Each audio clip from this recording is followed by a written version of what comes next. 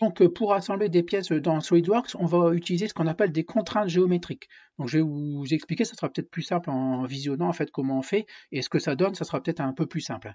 Donc, nous, on va utiliser essentiellement pour notre projet ici de Pontreuilly, on va utiliser les contraintes coïncidentes et coaxiales, d'accord? Donc, en gros, on voudrait, alors je vais essayer de vous expliquer, donc on va faire ici un zoom fenêtre comme tout à l'heure, ici autour de ça, pour voir un petit peu plus près, voilà. Je voudrais en fait ici que cette surface-là, elle coïncide avec celle-là. En gros, je voudrais qu'elle se touche, d'accord? Donc on va bien mettre cette surface-là de cette barre-là sur cette surface-là de barre-là, d'accord? Donc en fait, ce qu'on va faire, c'est qu'on va cliquer sur contrainte, d'accord? Et ensuite, on va aller cliquer sur les surfaces qui nous intéressent. Donc pour l'instant, ici, c'est vide, d'accord? Quand on va cliquer ici, il va nous ajouter cette face-là. Ça, c'est normal, d'accord? Ensuite, on clique sur la deuxième, cette face-là, d'accord? Et on va lui dire qu'elle coïncide, d'accord? Et on va valider ici, d'accord? Donc maintenant, je vais vous faire un zoom ici, un zoom au mieux, donc je valide, pardon, il faut valider deux fois, d'accord?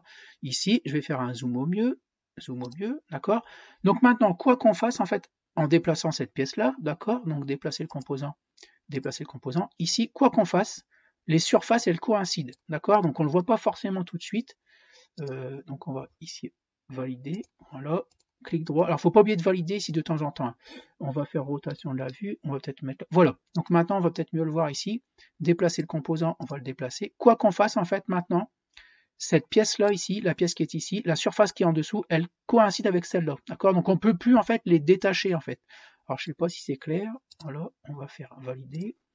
Là, rotation de la vue, on va se remettre ici. Donc maintenant, ces deux surfaces-là, donc la surface en dessous de cette pièce-là et cette surface-là, elles coïncident. Donc maintenant, ce qu'on va faire, voilà, donc je vais faire un zoom fenêtre.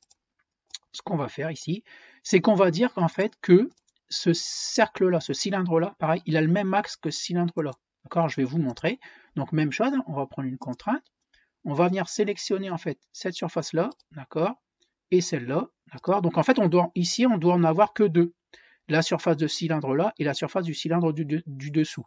On va dire qu'elles sont coaxiales, on valide, alors deux fois, je ne sais pas pourquoi, et maintenant, donc on va faire ici un zoom au mieux, d'accord? Et maintenant, mes deux barres, donc on va faire, pardon, déplacer le composant, ici maintenant, mes deux barres sont assemblées, d'accord? Je ne peux plus faire que ça comme mouvement, d'accord? Donc même chose, en fait, si vous rajoutez une barre qui va ici, donc vous ferez coïncide entre la surface qui est ici et la surface en dessous, et coaxial entre les deux perçages qu'il y a ici. D'accord? Donc à vous maintenant, de réaliser la suite de l'assemblage, d'accord? Et vous n'oubliez pas de temps en temps de cliquer sur enregistrer pour enregistrer la pièce. Donc voilà pour les contraintes d'assemblage.